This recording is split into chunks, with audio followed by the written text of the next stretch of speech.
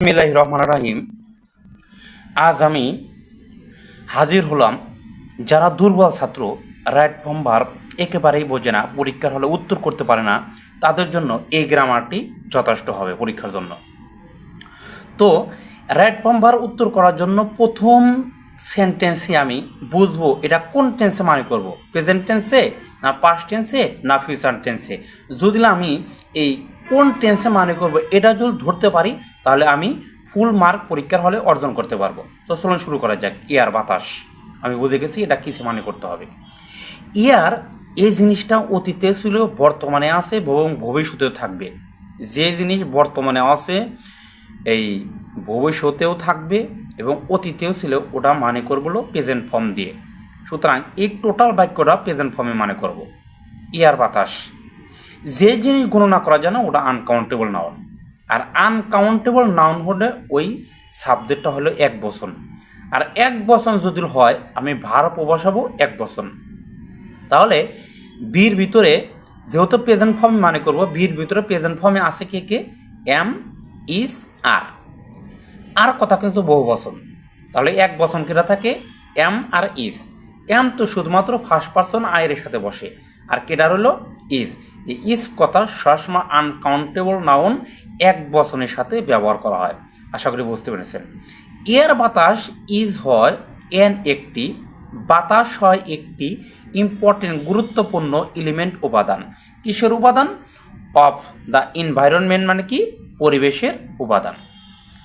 এই এয়ার যেহেতু এটা বস্তু, যদি বস্তু কখনো সাবজেক্ট হয় ওইটা যদি সেকেন্ড বাক্যে ইট দেওয়া শুরু হয় ওটা অবশ্যই প্যাসিভে মানে করতে হবে। যেমন ফুটবল, এটা দেওয়া যদি সাবজেক্ট হয়, পরবর্তী বাক্যে ইট দেওয়া যদি শুরু হয় এটাও প্যাসিভে মানে করতে হবে। ফুটবল, ক্রিকেট এগুলা সেকেন্ড বাক্যে প্যাসিভে মানে হবে। যেমন এই যে ইট লেখা আছে, বাট কিন্তু ইট ইজ এটা কনস্ট্যান্টলি অনবরত বিং হচ্ছে। এই বিং এর পরে ভার্বের পাস্ট পার্টিসিপল হবে, মানে এটা প্যাসিভে মানে করব। এটা হচ্ছে বিং হচ্ছে কি হচ্ছে? পলুটেড, দূষিত হচ্ছে। ইন মেনি ওয়েস, অনেক উপায়ে দূষিত হচ্ছে। ওই আমরা মেক ফায়ার, আগুন জ্বালাই। কি করতে আগুন জ্বালাই? টু কুক, রান্না করতে আগুন জ্বালাই। কি রান্না করতে? ফুড, খাদ্য রান্না করতে আগুন জ্বালাই। অ্যান্ড এবং ড্যাশ, অ্যান্ডের আগে এটা হলো কম্পাউন্ড সেন্টেন্স। অ্যান্ডের আগে ভার্বের সাথে কি যুক্ত হয়েছে? কোনো কিছু যুক্ত হয় নাই, তাহলে অ্যান্ডের পরে ব্র্যাকেটের ভিতরে যা থাকবে তাই হবে। আশা করি বুঝতে পেরেছেন। ওই আমরা মেক ফায়ার, আমরা আগুন জ্বালাই। টু কুক, রান্না করতে। ফুড, খাদ্য। অ্যান্ড এবং, এই যে অ্যান্ড যে ডুই বসে যাবে এখানে। অ্যান্ড এবং ডু করি, মেনি অনেক। ওয়ার্ক মানে কি কাজ করি। দিস ফায়ার, এই আগুন, এটা কিন্তু সাবজেক্ট। দিস ফায়ার দুটোই কিন্তু দুটা মিলে কিন্তু সাবজেক্ট। দিস কথা অ্যাডজেক্টিভ, ফায়ার কথা কিন্তু নাউন। দিস ফায়ার, এই আগুন, ইমের সৃষ্টি করে। স্মোক মানে কি ধোঁয়া। এই আগুন ধোঁয়া সৃষ্টি করা। হুইস মানে যা, এটা কিন্তু কমপ্লেক্স সেন্টেন্স। হুইস মানে কি যা। এই হুইস কথা কিন্তু দিস ফায়ার, এই আগুন। এই আগুন যেহেতু গণনা করা যায় না, এরা কিন্তু আনকাউন্টেবল নাউন, মানে এটা কি এক বচন। দিস ফায়ার, এই আগুন, এই আগুন ইমের সৃষ্টি করে। স্মোক ধোঁয়া। হুইচ যা, এই হুইচ কথা যেহেতু, এই হুইচ কথা যেহেতু এক বচন, ভার্বটাও হতে হবে কি এক বচন। এই কন্টিমেন্টস, এটা কিন্তু বহুবচন আছে। এস কথা না থাকলে বহুবচন হয়। এর সাথে যদি আমি এস যুক্ত করে দিই এই ভার্বটা কিন্তু এক বচন হয়ে যাবে। এই এই সাবজেক্ট যদি এক বচন হয়, ভার্ব আমাকে এক বচন করতে হবে। তাহলে এটার এক বচন কি? এই যে ভার্বের সাথে কোনো কিছু যদি যুক্ত না হয় ওটা কিন্তু বহুবচন। আর কোনো কিছু এস বা এস যদি যুক্ত হয় এটা কিন্তু এক বচন। যেমন গো, এটা কিন্তু বহুবচন, আর এটার এক বচন কি গোস।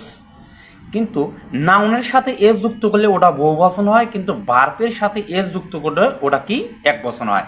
আশা করি বুঝতে পেরেছেন। হুইচ যা, যেহেতু এটা এক বচন আমাকে ভার্ব করতে হবে এক বচন, তাহলে এটার এক বচন কি হবে? এটার হাতে এস করতে হবে। কন্টিমেন্টস, এটা দূষণ করে। ইয়ার মানে কি বাতাসকে।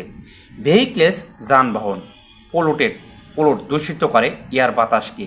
টু এ গ্রেট এক্সটেন্ট, ব্যাপক পরিমাণে যানবাহন এই বাতাসকে দূষিত করে। কি করি? এই বাই কথা কিন্তু প্রিপজিশন। প্রিপজিশনের পরে শূন্যস্থান দেখলে আমি অটো আইএনজি করে দেব। আবার বলি, প্রিপোজিশনের পরে যদি আমি শূন্যস্থান পাই ওই জায়গায় আমি অটো আইএনজি করে দিব। বাই বার্নিং পোড়াইয়া, ফুয়েল মানে কি এই কাঠ কয়লা পোড়াইয়া এই যানবাহন অধিক কি করে দূষিত করে। এয়ার বাতাস পলিউশন বায়ু দূষণ, এটা কিন্তু এক বছর।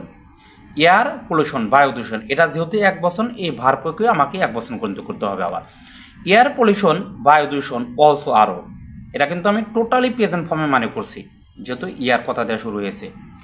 এয়ার পলিউশন বায়ু দূষণ অলসো আরও, যেহেতু এটা আমি বলেছি এয়ার পলিউশন এটা আনকাউন্টেবল নাউন, গণনা করা যায় না, এটাকে মানে করতে হবে এক বছরে।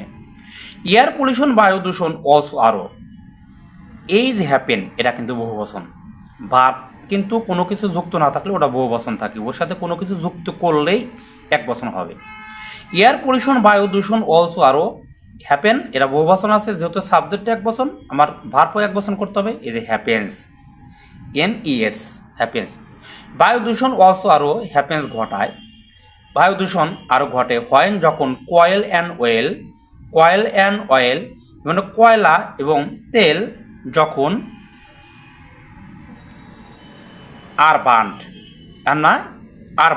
পোড়ানো হয় কয়লা এবং অয়েল যখন পোড়ানো হয় তখন অধিক পরিমাণে দূষিত হয়। মিলস অ্যান্ড ফ্যাক্টরি শিল্প কারখানা বা কলকারখানা ক্যান মডাল ভার্ব, এর পরে কিন্তু যা আছে তাই হবে, কিন্তু যেহেতু ক্যানের পরে যদি বি থাকে এটা কিন্তু প্যাসিভে মানে করতে হবে। মিলস অ্যান্ড ফ্যাক্টরিজ মিল কারখানা ক্যান বি হেল্ড হতে পারে, কি হতে পারে রিসপন্সিবল দায়ী হতে পারে, কিসের জন্য দায়ী হতে ফর দিস পলিউশন এই দূষণের জন্য। ইট ইজ হাই টাইম এটা যদি কখনো পাই, ইট ইজ হাই টাইম এটা যদি কখনো পাই এর পরে শূন্যস্থানটা আমরা পাস ফর্ম করে দেব। ইট ইজ হাই টাইম এটাই উপযুক্ত সময় ওই আমাদের সেক্ট ইডি করে দেব। এটাই উপযুক্ত সময় আমাদের পরীক্ষা করা উপযুক্ত সময় এয়ার পলিউশন বায়ু দূষণ। এই যে আদারওয়াইজ থাকলে ফিউচার টেন্স মানে করে দেবে লাস্টের টুক। আদারওয়াইজ অন্যথায় আমাদের উইল সাফার কষ্টভোগ করতে হবে এই লটটা প্রচুর পরিমাণে। আশা করি আপনারা বুঝতে পেরেছেন।